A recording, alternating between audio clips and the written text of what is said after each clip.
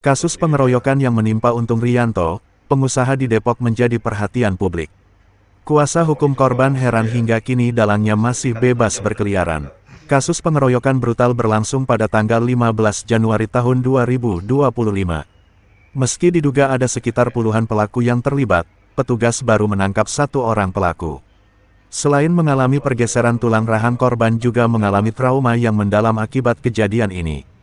Kuasa hukum korban, Mario Ramanda Putra dari Mario & Partner, meminta agar aparat penegak hukum segera menangkap para pelaku lainnya, terutama aktor intelektual yang diduga berada di balik aksi premanisme ini. Dari Depok, Reportase Indonesia melaporkan. Salam kebajikan.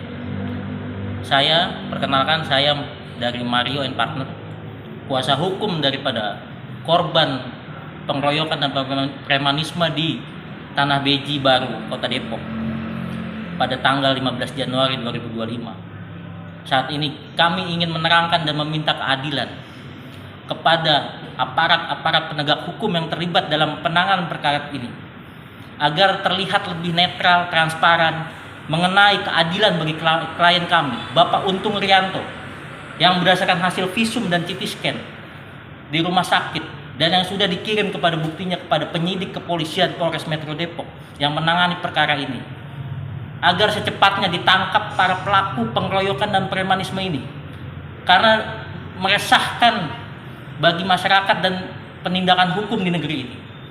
Saya berharap kepada penyidik-penyidik kepolisian yang menangani perkara ini agar bersifat netral dan menghindari adanya intervensi. Jadi supaya penanganan perkara ini cepat dilakukan penyidikan, rekonstruksi dan gelar perkara, untuk segera ditangkap oknum-oknum pelaku yang masih berkeliaran bebas di luar. Karena saat ini dari beberapa pelaku, puluhan pelaku, hanya satu pelaku yang ditangkap. Dan ini merupakan penggiringan opini dari pasal 170 kepada pasal 351 KUHP. Kami berharap penyidik netral meminta kepada orang-orang pelaku yang masih berkeliaran bebas di sana untuk menyerahkan diri, bersikap kooperatif, gentle, karena klien kami menderita cedera yang sangat parah, gegar otak ringan, gegar otak dan sempat trauma. Itu akan kami buktikan.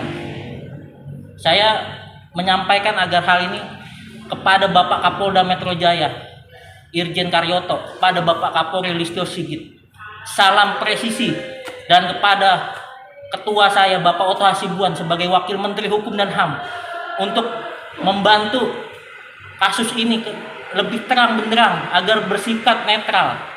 Kepada Gubernur Jawa Barat terhormat Bapak Deddy Mulyadi, mohon saya bantuan sebagai kuasa hukum agar bersifat lebih terang benderang kasus ini, adil, demi kemajuan hukum negeri Indonesia, terutama di Depok, Jawa Barat. Izin Bang, kalau tadi kan yang ditetapkan tersangkanya baru satu Bang ya? Satu. Kalau pengakuan dari klien Bapak sendiri dikeroyok oleh berapa orang?